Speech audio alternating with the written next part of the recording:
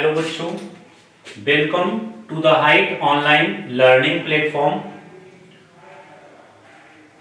पिछले वीडियो में मैंने आप लोग को बताया था कि क्लास 10 का जो पूरा गणित मैथ्स पेपर जो है उसका मार्किंग स्कीम क्या है, और मैंने आपको यह भी दिखाया था कि पूरे गणित को 6 पार्ट में बांटा जा सकता है मार्किंग पैटर्न के हिसाब से, ताकि हम एक एक पार्ट को आसानी से अध्ययन कर सके। तो उसी को आगे कंटिन्यू करते हुए आज मैं गणित के सबसे पहले पार्ट वास्तविक संख्याएं, रियल नंबर के बारे में आप लोग को बताऊंगा। आप लोग ये जान चुके हैं कि वास्तविक संख्याएं यानी कि रियल नंबर एग्जाम में 10 नंबर का वेटेज रखता है। कहने का मतलब यह है कि आपको वास्तविक संख्याएं टॉपिक से 10 मार्क्स के क्वेश्चन पूछे जाएंगे। अब सवाल यह उठता है कि सर रियल नंबर में हमें पढ़ना क्या है और क्या नहीं पढ़ना है, क्योंकि अपने पास समय कम है। तो उसी को ध्यान में रखते हुए इस वीडियो में मैं आपको बताऊंगा कि परीक्षा को ध्यान में रखते हुए रियल नंबर को 4 पार्ट में बांट सकते हैं। पहला पार्ट आपका आएगा यूक्लिड विभाजन एल्गोरिदम, दूसरा पार्ट आपका आएगा गुणनखंड प्रमेय, तीसरा पार्ट आपका आएगा परिमेय तथा अपरिमेय संख्या, और चौथा पार्ट आपका आएगा दशमलव प्रसार। ये 4 पार्ट को आप आधे 1 घंटे वर्क करके अच्छे से अपना तैयारी पूरा कर सकते हैं। मैं आज आप लोग को यूक्लिड विभाजन एल्गोरिदम के बारे में बताऊंगा। यूक्लिड विभाजन एल्गोरिदम, यूक्लिड विभाजन एल्गोरिदम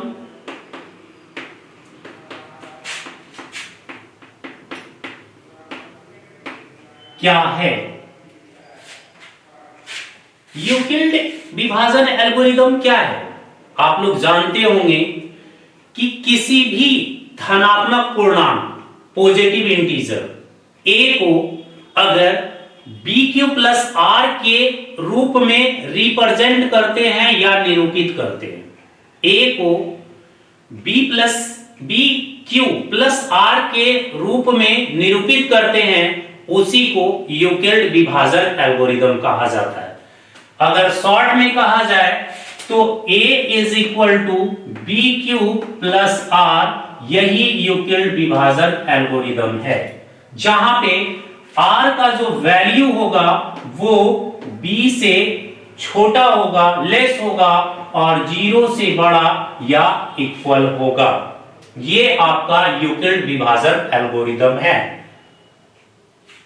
तो जब आप जान जाते हैं कि यूक्लिड विभाजन एल्गोरिदम है क्या, तो दूसरा प्रश्न आता है कि सर यूक्लिड विभाजन एल्गोरिदम का यूज क्या है? ये आ सकते हैं और बोर्ड में इससे रिलेटेड एक क्वेश्चन तो आएगा ही आएगा। तो सबसे बड़ी बात है कि यूक्लिड विभाजन एल्गोरिदम का यूज हम किसी भी 2 धनात्मक पूर्णांक का HCF महत्तम समापवर्तक निकालने में करते हैं। क्लियर? यूक्लिड विभाजन एल्गोरिदम क्या है ये आप जान चुके हैं। इसका यूज क्या है? तो इसका यूज है किसी भी 2 धनात्मक पूर्णांक का HCF महत्तम समापवर्तक निकालने में करते हैं। और इसी से आपको एक क्वेश्चन बोर्ड में देखने को मिल जाएगा। तो अब कैसे यूक्लिड विभाजन एल्गोरिदम का प्रयोग कैसे करते हैं, इसी के बारे में तो जानना है। तो सीधा हम लोग क्वेश्चंस पे आते हैं। क्वेश्चन लिखेंगे आप लोग मेरे साथ। क्वेश्चन है यूक्लिड विभाजन एल्गोरिदम, यूक्लिड विभाजन एल्गोरिदम की सहायता से के प्रयोग से प्रयोग से निम्न पूर्णांकों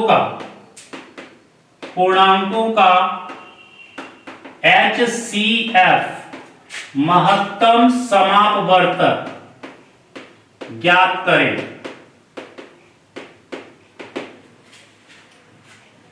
तीन प्रश्न है आप लोग के सामने। पहला प्रश्न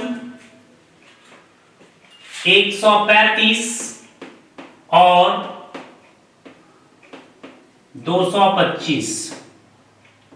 दूसरा प्रश्न 867 और 225। तीसरा प्रश्न 196 और 38,220। ये तीन प्रश्न आप लोग के सामने मैंने बोर्ड पर लिखा है। ये एग्जाम के दृष्टिकोण से इंपॉर्टेंट है। हो सकता है इसमें से कोई एक क्वेश्चन एग्जाम में आपको देखने को मिल जाए। ठीक है, तो हम इसमें से एक प्रश्न का सॉल्यूशन आप लोग के सामने रखेंगे कि कैसे यूक्लिड विभाजन एल्गोरिदम के प्रयोग से आप किसी भी दो पूर्णांक का HCF ज्ञात कर सकते हैं।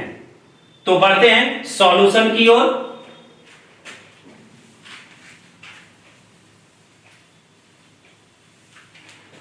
हम लोग सॉल्यूशन में देख रहे हैं यूक्लिड विभाजन एल्गोरिदम के प्रयोग से 135 और 225 का HCF ज्ञात करना है।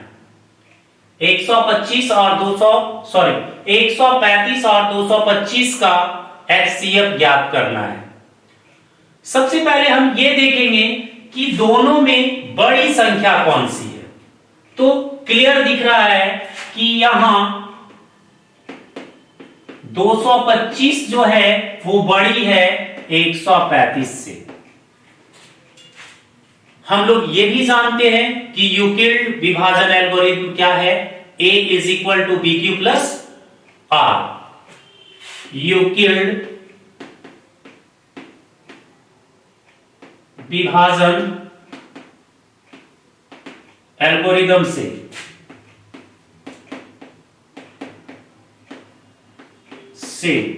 यानी कि A = BQ + R के फॉर्म में हमें रिप्रेजेंट करना है। लेकिन सबसे बड़ी बात है कि स्टूडेंट को प्रॉब्लम यहां पे होती है कि सर हम इसे रिप्रेजेंट कैसे करें। टीचर लोग भी बताते हैं कि आपको इस फॉर्म में रिप्रेजेंट करना है, लेकिन जो बताना है वो ये कि रिप्रेजेंट करने में जो प्रॉब्लम्स आती है हम उसको कैसे सॉल्व करें। मैं आपको उसी पर फोकस करता हूं। आप भूल जाइए यूक्लिड विभाजन क्या है। आप 2-4 साल पीछे जाए, जब आप भाग पढ़ते होंगे, लॉन्ग विभाजन मेथड से HCF निकालते होंगे, बस उसी को इस टर्म में रिप्रेजेंट कर देना है। यही आपका यूक्लिड विभाजन एल्गोरिदम है। अगर मैं बात करूं कि आपको कैसे बनाना चाहिए और सटीक हो, सही हो, तो आप देखें। सबसे पहले आप रफ वर्क करने। रफ वर्क करने का मतलब लॉन्ग डिवीजन मेथड से आप क्या करें कि HCF निकाल लें। 225 और 135 का आप लॉन्ग डिवीजन मेथड से HCF फाइंड कर सकते हैं। 1 टाइम का आपका यहां आएगा 135। जब आप माइनस करेंगे तो 90 आया। आप क्या करते हैं महत्तम निकालने में भाई, सर जो हमारा शेषफल आता है उसी को हम फिर भाजक बना देते हैं और जो पहला भाजक होता है उसको हम भाज्य बना देते हैं। यही तो करते आते हैं, इसके अलावा तो कुछ करते नहीं है। तो यहां पे जब फिर से मैंने 1 टाइम का लगाया तो हमारा 45 फिर से शेषफल आया। और फिर क्या करते हैं भाई, तो 45 को फिर यहां 90 से 90 को 45 से डिवाइड करते हैं और 2 टाइम का 90 कैंसिल हो जाता है। ये हमारा रफ वर्क था। ये मैं आप लोग को इसलिए समझा रहा हूं ताकि हमको रिप्रेजेंट करते समय कोई भी कठिनाई ना हो।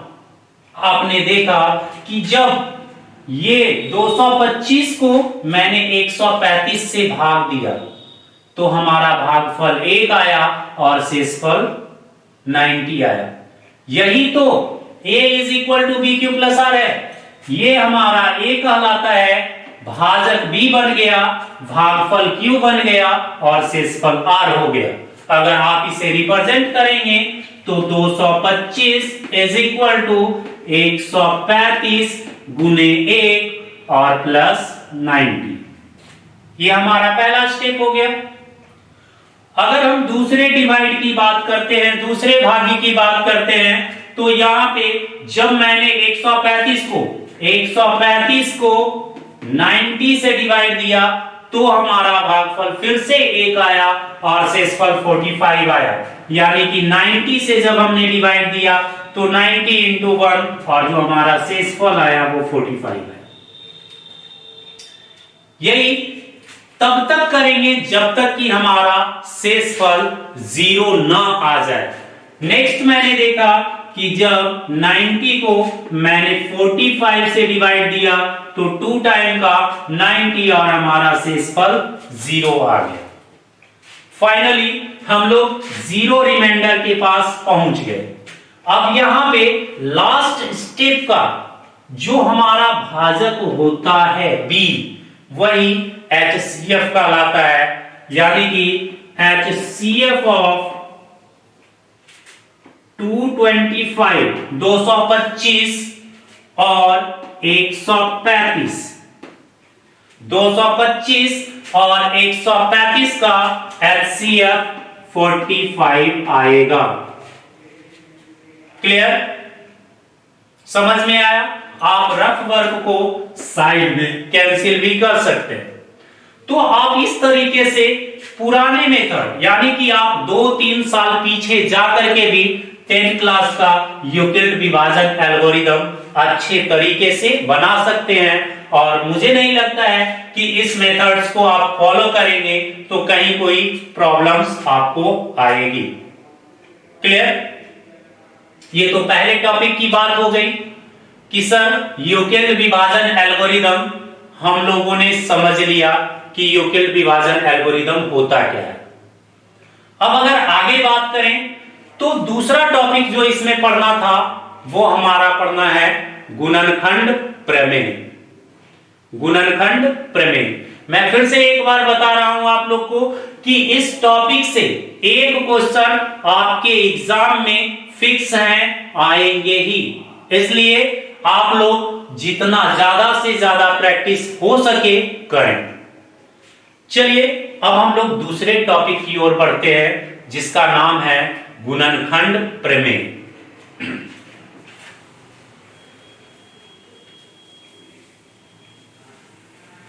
आज का हमारा दूसरा टॉपिक है गुणनखंड प्रमेय।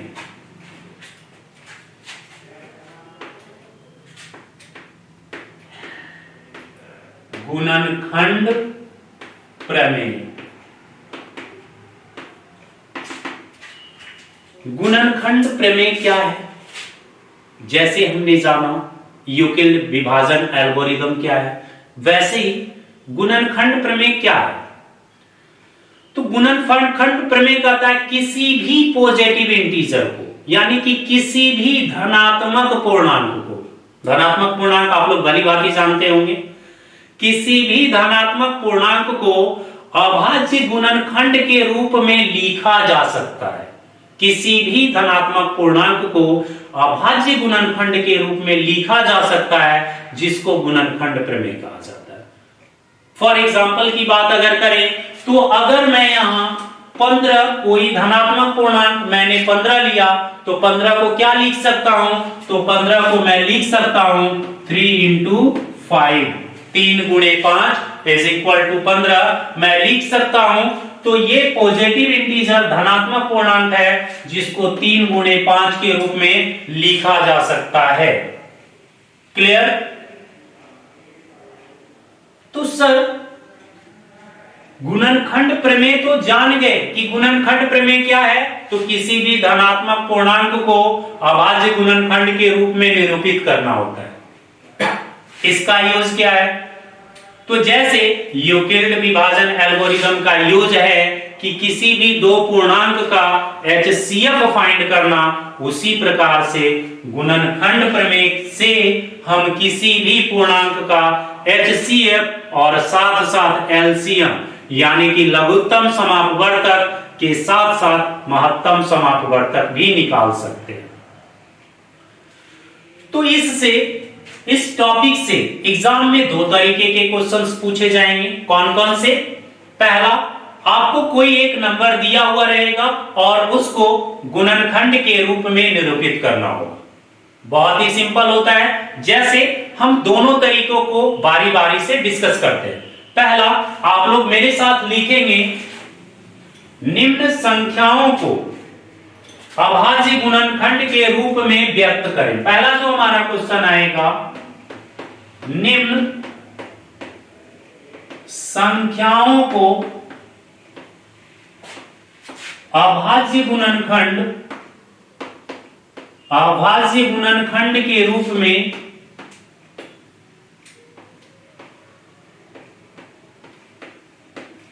में व्यक्त करें। ये एग्जाम में आ सकता है, नहीं भी आ सकता है, लेकिन जानना जरूरी है। इसमें भी दो तीन क्वेश्चंस मैं आप लोग के सामने रखता हूं। पहला क्वेश्चन 140, दूसरा क्वेश्चन 1440 1440 और तीसरा क्वेश्चन 5005। फिगर इंपॉर्टेंट रखता है, हो सकता है एग्जाम में डेटा बाय डेटा क्वेश्चन आपको टैली कर जाए। तो सर, गुणनखंड अभाज्य गुणनखंड के फॉर्म में कैसे रिप्रेजेंट करते हैं? बहुत ही सिंपल है। आप किसी भी नंबर को, पहला का सॉल्यूशन मैं आप लोग के सामने दे रहा हूं, 140 को आपको अभाज्य गुणनखंड के फॉर्म में रिप्रेजेंट करना है। मैं हमेशा बोलता हूं, आप अपना एक्स्ट्रा दिमाग जो सोचने में लगाते हैं उसको आप रफ वर्क यूज कीजिए ना, दो फायदे होंगे। पहला, गलती होने के चांसेस कम हो जाएंगे, और दूसरा, जो आप सोचने में टाइम वेस्ट करते हैं वो आपका टाइम बच जाएगा। तो आप देखेंगे कि जब 140 का आप गुणनखंड निकालते हैं, 2 टाइम से 70, फिर 2 टाइम का 35, फिर 5 टाइम का 7, हमने देखा कि जब 140 का फैक्टर निकालते हैं तो 2 into 2 into 5 into 7, 2 into 2 into 5 into 7, यानी कि हम ये भी लिख सकते हैं 140 is equal to 2 to the power 2 into 5 into 7। यही आपका अभाज्य गुणनखंड फॉर्म रिप्रेजेंट हो गया। क्लियर? बाकी के जो दो क्वेश्चन हैं आप लोग सेल्फ प्रैक्टिस करेंगे, अगर जरूरत पड़ी तो आप कमेंट करेंगे, फिर मैं उसका सॉल्यूशन आप लोग को बताऊंगा। चलिए अब इससे आगे टॉपिक पे बढ़ते हैं। जो अभाज्य गुणनखंड विधि से किसी भी धनात्मक पूर्णांक का LCM और HCF लघुत्तम समापवर्तक और महत्तम समापवर्तक ज्ञात करना है। क्वेश्चन लिखिए मेरे साथ।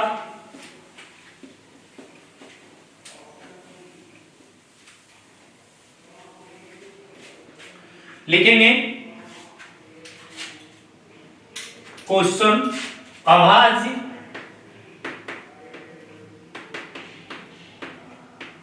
गुणनखंड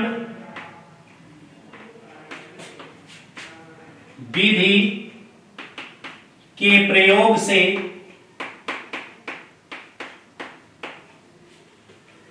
निम्न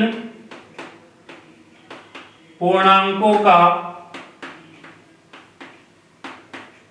LCM तथा HCF ज्ञात करें। यहां पे मैं आप लोग के सामने 3 क्वेश्चन फिर से रखता हूं। पहला क्वेश्चन आप लोग के सामने आएगा 12, 15 और 21। दूसरा क्वेश्चन आप लोग के सामने आएगा 26 और 91। तीसरा क्वेश्चन जो है वो आप लोग के सामने है 14, 21 और 35। क्वेश्चन लिख लेंगे। क्वेश्चन फिर से एक बार ध्यान दें। अभाज्य गुणनखंड विधि के प्रयोग से निम्न पूर्णांकों का एलसीएम तथा एचसीएफ ज्ञात करें। यह क्वेश्चन है। हमेशा की तरह फर्स्ट क्वेश्चन का सॉल्यूशन मैं आप लोग के सामने करता हूं। रेस्ट 2 क्वेश्चंस आप खुद प्रैक्टिस करेंगे। क्लियर? तो आते हैं क्वेश्चन पर।